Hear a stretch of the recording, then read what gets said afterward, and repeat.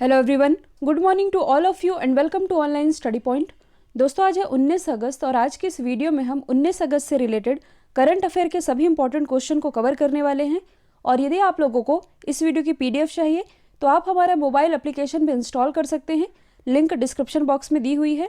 और देखिए, अब प्रतिदिन करंट अफेयर की वीडियो का जो पीडीएफ है ये आपको टेलीग्राम में नहीं, इसी मोबाइल एप्लीकेशन में मिलेगा। साथ ही इस एप्लीकेशन में आप लोगों को डेली क्विज, फ्री पीडीएफ और प्रतिदिन के करंट अफेयर का ऑडियो भी मिल सकेगा। और देखिए, आज का जो करंट अफेयर का वीडियो है ये थोड़ा लॉन्ग हो सकता है, क्योंकि आज की इस वीडियो के लास्ट में हम वर्ल्ड मैप का एकदम बेसिक डिस्कस करने वाले हैं, ताकि कभी भी हम करंट अफेयर की क्लास में वर्ल्ड जियोग्राफी कवर करते हैं तो यदि आप लोगों के दिमाग में मैप बैठा रहेगा तो मैं कुछ भी एक्स्ट्रा फैक्ट बताऊंगी वो आप तुरंत कैच कर पाएंगे। तो वीडियो को लास्ट तक देखिएगा और यदि वीडियो पसंद आए तो प्लीज़ एक शेयर तो ज़रूर करिएगा। तो चलिए स्टार्ट करते हैं। हमारा पहला क्वेश्चन, हाल ही में भारत के किस शहर में देश की पहली गर्ल्स फुटबॉल एकेडमी की शुरुआत की गई है? तो इसकी शुरुआत अभी हाल ही में की गई है बेंगलोर में। तो देखिए, अभी हाल ही में रेबल्स फुटबॉल क्लब ने देश की पहली गर्ल्स फुटबॉल एकेडमी इसकी शुरुआत कर दी है बेंगलोर में। और इस एकेडमी में गर्ल्स की ट्रेनिंग से लेकर के उनके रहने तक की व्यवस्था की गई है। और भारत का ये ऐसा पहला शहर बना है जहाँ पर गर्ल्स फुटबॉल एकेडमी स्थापित हुई है, इसलिए ये इम्पॉर्टेंट है।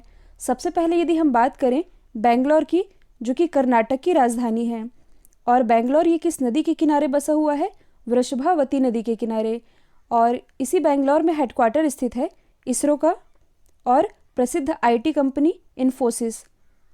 और आप लोगों ने ई कॉमर्स कंपनी फ्लिपकार्ट का नाम सुना होगा। फ्लिपकार्ट का भी हेडक्वार्टर स्थित है बेंगलोर में। और फ्लिपकार्ट को यदि आप करंट से रिलेट करेंगे तो हाल ही में फ्लिपकार्ट ने बेंगलोर में 90 मिनट में डिलीवरी फैसिलिटी भी शुरू की है, तो ये आप याद रख सकते हैं। अच्छा, बेंगलोर को और क्या कहा जाता है? तो बेंगलोर को कहा जाता है सिलिकॉन सिटी ऑफ इंडिया, तो ये भी आप याद रखेंगे। अब यदि हम अदर शहरों को डिस्कस करें जो कि किसी न किसी कारण से पहले स्थान पर रहे हैं, तो मैंने आप लोगों को बताया था मुंबई के बारे में। देखिए, जो मुंबई है ट्रैफिक सिग्नल पर फीमेल आइकन का यूज़ करने वाला भारत का पहला शहर बना है। जबकि जो हैदराबाद है, कल ही मैंने आप लोगों को बताया था, सीसीटीवी कैमरे से निगरानी रखने के मामले में ये भारत में टॉप पर है। ओवरऑल वर्ल्ड में है ये 16वें स्थान पर। और पहले स्थान पर कौन है? चाइना का एक शहर ताइयुआन। यदि हम बात करें कोझिकोड की, जो कि केरल में स्थित है, तो देश का पहला इंटरनेशनल वुमेन ट्रेड सेंटर ये केरल के कोझिकोड में स्थापित किया गया है, तो ये भी आप याद रखेंगे। नेक्स्ट है, हाल ही में इंडियन रेलवे ने गरीब कल्याण रोजगार अभियान के तहत कितने राज्यों में रोजगार का सृजन किया है? तो ये किया गया है कुल 6 राज्यों में। सबसे पहले आप बेसिक समझिए, गरीब कल्याण रोजगार अभियान इसकी शुरुआत अभी हाल ही में यानी कि जून 2020 में ही प्राइम मिनिस्टर नरेंद्र मोदी जी के द्वारा वीडियो कॉन्फ्रेंसिंग के माध्यम से की गई थी, जिसमें कि यानी कि इस अभियान के तहत 12 मंत्रालय शामिल है, जिसमें कि पर्यावरण, रेलवे, कृषि, पंचायती और भी मंत्रालय है। और इन 12 मंत्रालयों में इंडियन रेलवे भी शामिल था। कहने का मतलब ये है कि इन 12 मंत्रालय के अंतर्गत जो भी काम निकलता है, इन कामों में लोगों को रोजगार प्रदान करना, ये था इस अभियान का मुख्य उद्देश्य, जो कि 125 दिनों तक चलाया जाना था, जिसमें कि 6 राज्यों को चुना गया था। ये 6 राज्य कौन कौन से हैं? उत्तर प्रदेश, बिहार, झारखंड, मध्य प्रदेश, ओडिशा और राजस्थान। और इस अभियान के तहत 50,000 करोड़ का आवंटन किया गया था। और इसी अभियान के तहत जो इंडियन रेलवे है, इंडियन रेलवे का कहना है कि इसने इस योजना के तहत 6 राज्यों में यानी कि इन्हीं 6 राज्यों में 5 लाख से ज़्यादा लोगों को रोजगार दिए हैं। तो यही है पूरा मैटर। तो सबसे पहले हम जान लेते हैं इंडियन रेलवे के बारे में। प्रेजेंट टाइम में हमारे रेल मंत्री कौन है? तो ये हैं पीयूष गोयल जी। अच्छा, यदि आपसे पूछा जाए कि स्वतंत्र भारत के पहले रेल मंत्री, तो ये थे जॉन मथाई, ये थे पहले क्रम के। और जो पीयूष गोयल जी है ये है 44वें क्रम के रेल मंत्री। भारतीय रेलवे का जनक ये कहलाते हैं लॉर्ड डलहौजी। अच्छा, यदि आपसे पूछा जाए कि भारतीय रेलवे का राष्ट्रीयकरण कब किया गया था, तो ये किया गया था वर्ष 1950 में। ऑनलाइन स्टडी पॉइंट की जो लास्ट 6 मंथ की करंट अफेयर की पीडीएफ है, जनवरी 2020 से लेकर के जून 2020 तक के सभी important current affair topic wise with detailing with extra fact cover कराए गए हैं, जिसमें आप लोगों के रिस्पॉन्स भी काफ़ी अच्छे आ रहे हैं। अभी तक यदि आप लोगों ने परचेस नहीं किया है तो परचेस कर सकते हैं, लिंक डिस्क्रिप्शन बॉक्स में दी हुई है। और ये पीडीएफ आपके आने वाले किसी भी एग्जाम के पॉइंट ऑफ व्यू से मोस्ट इंपॉर्टेंट है। अगला क्वेश्चन है, हाल ही में कैलिफोर्निया स्टेट असेंबली ने किस दिवंगत बॉलीवुड अभिनेता को सम्मानित किया है? तो ये भी हाल ही में सम्मानित किए गए हैं लेट सुशांत सिंह राजपूत। और क्यों सम्मानित किए गए हैं? तो इंडियन सिनेमा में इनके द्वारा दिए गए कंट्रीब्यूशन के लिए इन्हें सम्मानित किया गया है। और जैसे कि आप सभी जानते हैं, इनकी जो डेथ मिस्ट्री है प्रतिदिन उलझते ही जा रही है। इसके कारण जो सीबीआई है ये भी चर्चे में आ चुका है। इसकी स्थापना हुई थी 1963 में, हेडक्वार्टर स्थित है नई दिल्ली में।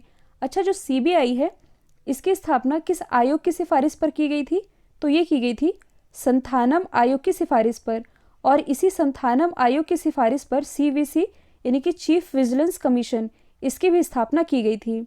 अब देखिए, यदि आप कुछ एक्स्ट्रा जानना चाहें तो जो सीबीआई है ये हत्या, अपहरण जैसे गंभीर मामले अपने हाथों में तब तक नहीं ले सकता जब तक कि उस राज्य की सरकार परमिशन न दे जहां पर वो मामला घटित हुआ है। जैसे कि ये घटना मुंबई में हुई थी, तो मुंबई की गवर्नमेंट यानी कि महाराष्ट्र की गवर्नमेंट जब तक परमिशन नहीं देती है, सीबीआई इस केस को अपने हाथ में नहीं ले सकता। लेकिन हाई कोर्ट या सुप्रीम कोर्ट के आदेश पर ऐसे मामलों को सीबीआई अपने हाथ में ले सकता है। तो ये भी आप याद रखेंगे।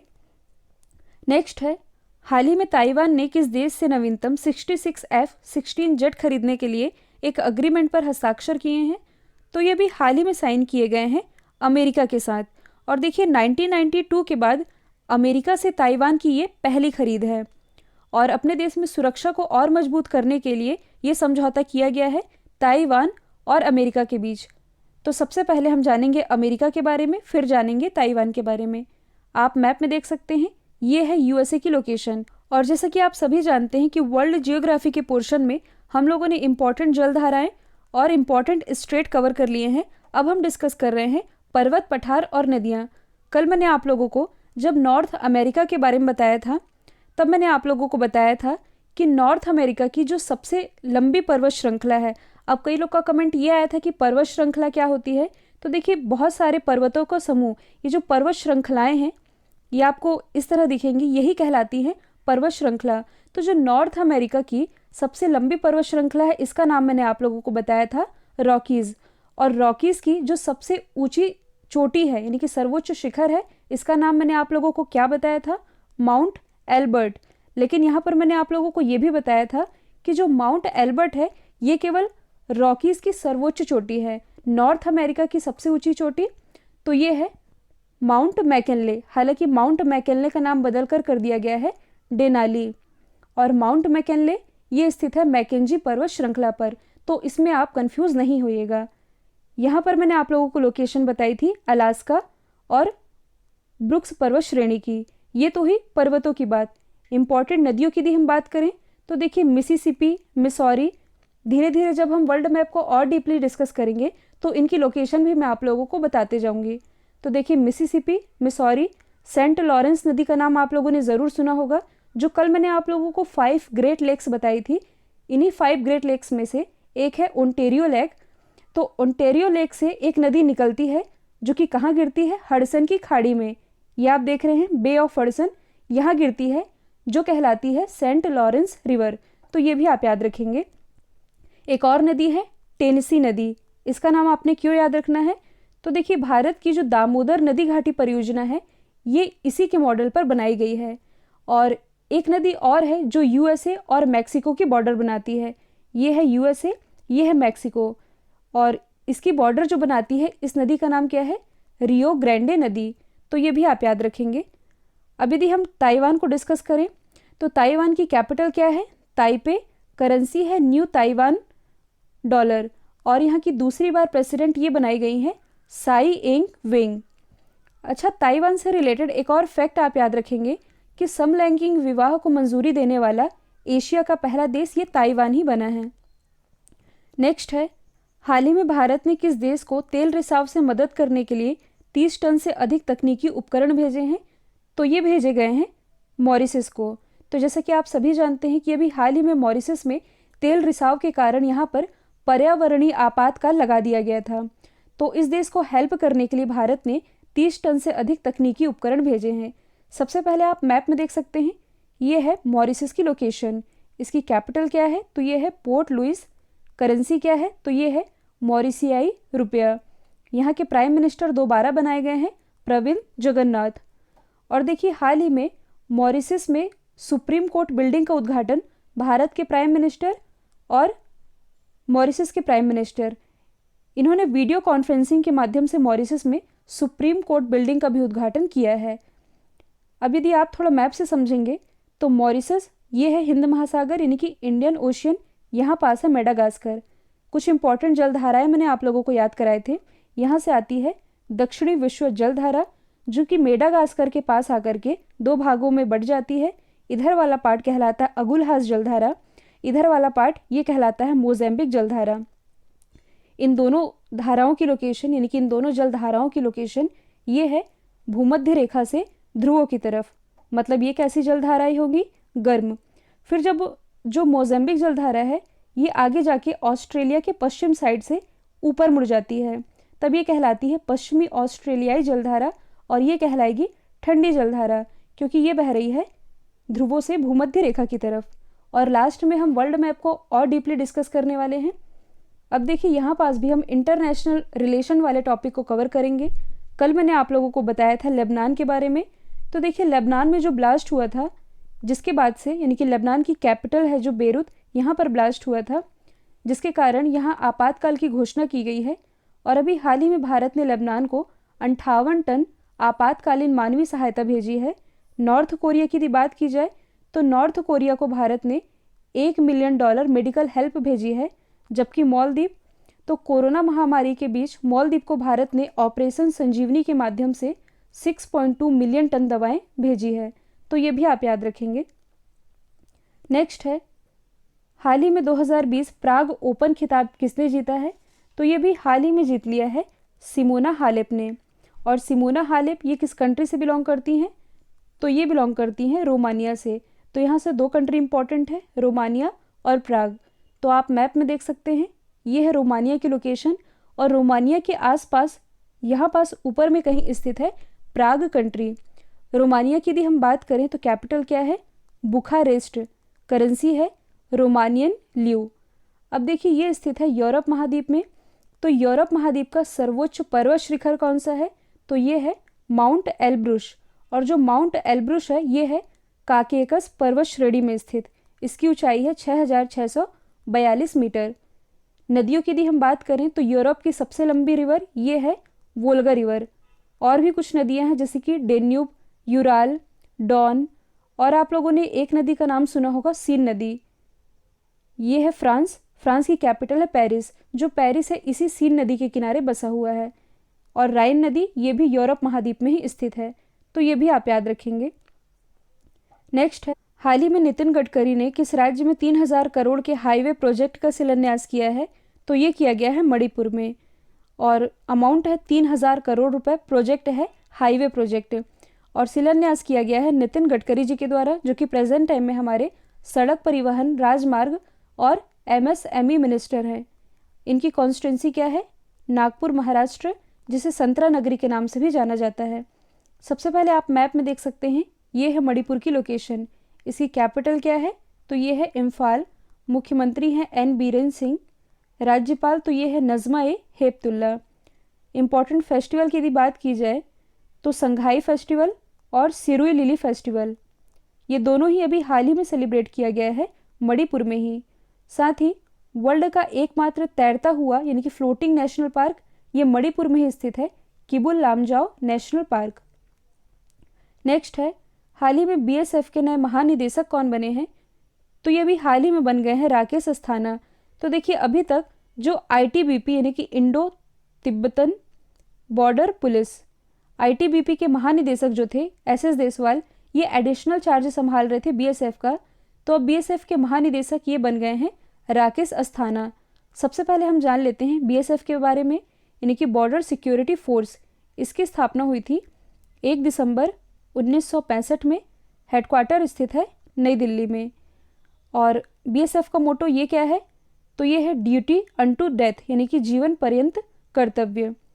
अब यदि हम बाकी के ऑप्शन को डिस्कस करें तो आनंद प्रकाश माहेश्वरी ये कौन है? तो ये है CRPF यानी कि सेंट्रल रिजर्व पुलिस फोर्स के महानिदेशक। और CRPF के महानिरीक्षक भी अभी हाल ही में बनाए गए हैं PS रानी पस्से। अच्छा, राजीव राय भटनागर कौन है? तो CRPF के महानिदेशक पहले थे राजीव राय भटनागर, जो कि कुछ समय पहले ही जम्मू कश्मीर के जो उपराज्यपाल थे जीसी मुर्मू, इनके सलाहकार बनाए गए। हालांकि जीसी मुर्मू ये तो अब हमारे सीएजी बन गए हैं, और अब जम्मू कश्मीर के उपराज्यपाल जो नए बने हैं ये बन गए हैं मनोज सिन्हा। अगला क्वेश्चन है, हाल ही में किस राज्य सरकार ने पढ़ाई तुम्हारा पारा योजना का शुभारंभ किया है? तो इसकी शुरुआत की गई है छत्तीसगढ़ गवर्नमेंट के द्वारा। तो देखिए, लॉकडाउन के कारण वैसे भी सभी क्लासेस और स्कूल बंद हैं, तो इसके अंतर्गत अपने एरिया में, मतलब जहाँ भी स्टूडेंट रहते हैं और उस गांव या सोसाइटी में जहाँ पर वो रह रहे हैं, उन समुदाय के माध्यम से पढ़ाई करने में मदद मिलेगी, ऐसी योजना है छत्तीसगढ़ गवर्नमेंट की। योजना का नाम है पढ़ाई तुम्हार पारा योजना। सबसे पहले यदि हम बात करें छत्तीसगढ़ की, तो आप मैप में देख सकते हैं इसकी लोकेशन। छत्तीसगढ़ की राजधानी है रायपुर, मुख्यमंत्री है भूपेश बघेल, राज्यपाल है अनुसुईया उइके, छत्तीसगढ़ उच्च न्यायालय के मुख्य न्यायाधीश है PR रामचंद्रन मेनन। यदि आप करंट से रिलेट करेंगे तो हाल ही में नीति आयोग के द्वारा भारत के आकांक्षी जिलों की लिस्ट जारी की गई थी, जिसमें कि छत्तीसगढ़ का जो बीजापुर जिला है, ये आप देख सकते हैं, ये रहा था टॉप पर। साथ ही भारत में ई लोक अदालत का आयोजन करने वाला भारत का पहला राज्य ये छत्तीसगढ़ ही बना है। भारत का जो पहला गार्बेज कैफ़े है ये स्थापित किया गया है छत्तीसगढ़ के अंबिकापुर में। नेक्स्ट है, हाल ही में सेबी के नए कार्यकारी निदेशक कौन बने हैं? तो ये भी हाल ही में बन गए हैं GP गर्ग। यदि हम बात करें सेबी की, यानी कि security and exchange board of India, इसकी स्थापना हुई थी 1988 में तो स्थापना हुई थी, लेकिन इसे मान्यता मिली थी 1992 में।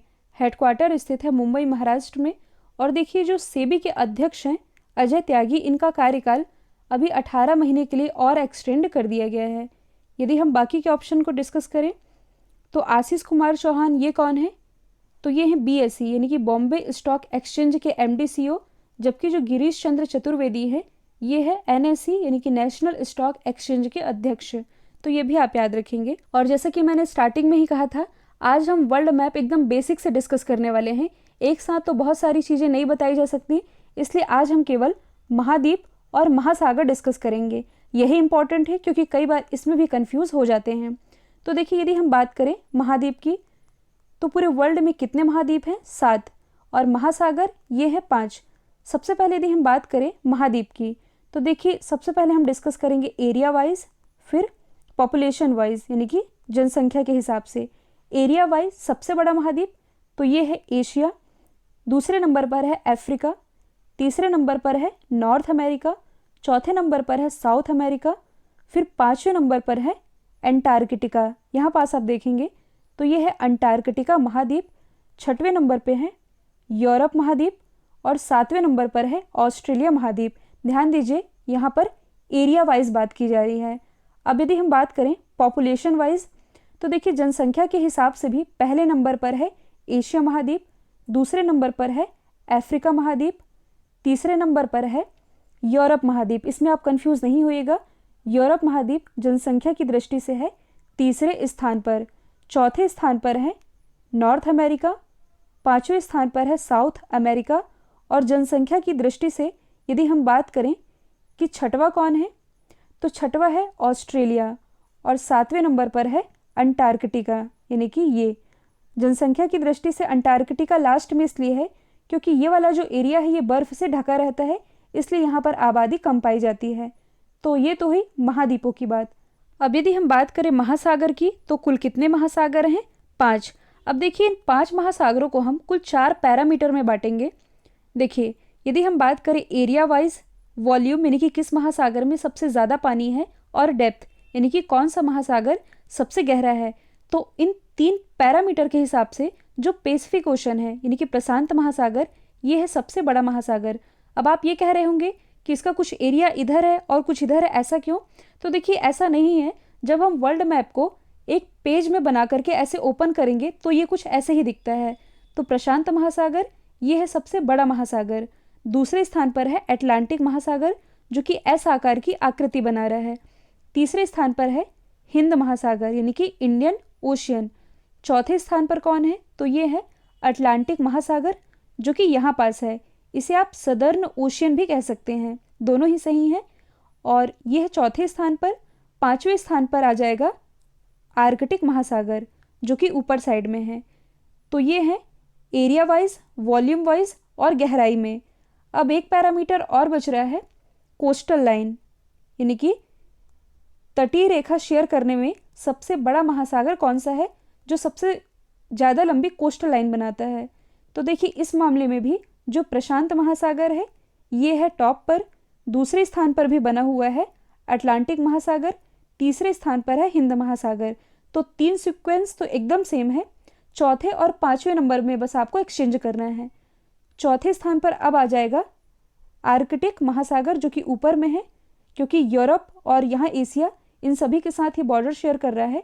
सबसे लास्ट में अब आ जाएगा अंटार्कटिक महासागर, या इसे आप कह सकते हैं सदर्न ओशियन। तो ये आप याद रखेंगे। और जो मैंने आपको बेसिक चीज़ें बताई हैं इसे आप नोट कर लीजिए यदि आप चाहते हैं तो। यदि आप चाहते हैं कि भूले ना तो नोट भी कर सकते हैं। अब मैं आप लोगों को वर्ल्ड मैप कभी भी डिस्कस करूंगी, ये सारी चीज़ें आपको मालूम होनी चाहिए, तभी आप चीज़ों को बेहतर समझ पाएंगे। जैसे कि मैं आप लोगों से इंपॉर्टेंट जलधाराएं डिस्कस करती हूँ, फिर इंपॉर्टेंट नदी, पर्वत, पठार, और अब हम इंपॉर्टेंट चक्रवात, ज्वालामुखी, इन सभी को डिस्कस करेंगे। इसलिए बेसिक आप लोगों को मालूम होना चाहिए। कल मैंने आप लोगों से पूछा था हाल ही में कैपिटल इंडिया फाइनेंस के नए कार्यकारी अध्यक्ष तो ये बनाए गए हैं हर्ष कुमार भनवाला। और आप लोगों को शायद बिलीव नहीं होगा, लेकिन आप लोगों के लिए वर्ल्ड जियोग्राफी वाले पोर्शन में मैं काफ़ी मेहनत करती हूँ ताकि आप लोगों को बेस्ट कंटेंट मिल सके। तो प्लीज़ इसकी वैल्यू कीजिए और वीडियो को एक लाइक और एक शेयर तो कर दिया करिए। आप लोगों के लिए आज का सवाल है, हाल ही में किस राज्य ने महिला सशक्तिकरण के लिए अरुणोदय योजना की शुरुआत की है? तो इसका आंसर जो भी है कमेंट बॉक्स में दीजिएगा। वीडियो को लाइक, शेयर, सब्सक्राइब करना बिल्कुल मत भूलिएगा। तो आज के लिए इतना ही। Thank you so much.